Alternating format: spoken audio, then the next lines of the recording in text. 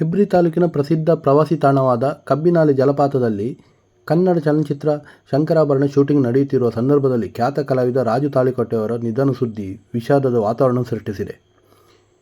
Shine Shetty ಮುಖ್ಯ ಪಾತ್ರದಲ್ಲಿ ನಟಿಸುತ್ತಿರುವ ಈ ಚಿತ್ರತಂಡವು ಅಕ್ಟೋಬರ್ 10ರಿಂದ ಅಕ್ಟೋಬರ್ 26ರವರೆಗೆ ಚಿತ್ರೀಕರಣ ನಡೆಸುತ್ತಿತ್ತು. ಕಾಡಿನ ಹಸಿರು ವಾತಾವರಣ, ಪ್ರಕೃತಿಯ ಸೊಬಗು ಮತ್ತು ಜಲಪಾತದ ನೈಸರ್ಗಿಕ ಹಿನ್ನೆಲೆಯೊಂದಿಗೆ ದೃಶ್ಯಾವಳಿ ಮೂಡಿಸಲಾಗುತ್ತಿತ್ತು. ಶನಿವಾರ ಹಾಗೂ ರವಿವಾರದಂದು ನಡೆದ ಶೂಟಿಂಗ್ನಲ್ಲಿ ರಾಜು ತಾಳಿಕೋಟೆ ಅವರು ಪ್ರಮುಖ ಪಾತ್ರದಲ್ಲಿ ಕಾಣಿಸಿಕೊಂಡಿದ್ದರು.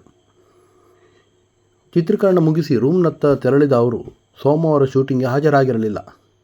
ಬಿಗ್ ಬಾಸ್ ಖ್ಯಾತಿಯ ಶೈನ್ ಶೆಟ್ಟಿ ಸೇರಿದಂತೆ ಅನೇಕರು ತಾರಾಗಣದಲ್ಲಿ ಭಾಗವಹಿಸುತ್ತಿದ್ದಾರೆ.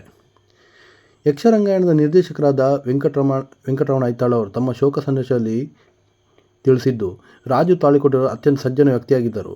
ಕಂತಗಲ್ ಹನುಮಂತರಾಯ ಅವರ ಮಹಾಭಾರತ ಆಧಾರಿತ ರಕ್ತರಾತ್ರಿ ಸ್ತ್ರೀ ಪರ್ವ ಕಥೆಯನ್ನು ಆಧರಿಸಿ ಕಂತಗಲ್ಲರ ಭಾರತ ನಾಟಕ ರೂಪದಲ್ಲಿ ಸಾದರಪಡಿಸುವ ಕನಸು ಅವರಿಗಿತ್ತು.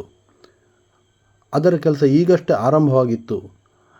ಕೇವಲ 6 ದಿನಗಳ ಹಿಂದೆ ನೀನಾಸಂ ಹೆಗ್ಗೋಡಿನಲ್ಲಿ ಅವರು ನನ್ನನ್ನು ಭೇಟಿ ಮಾಡಿದರು ಎಂದರು.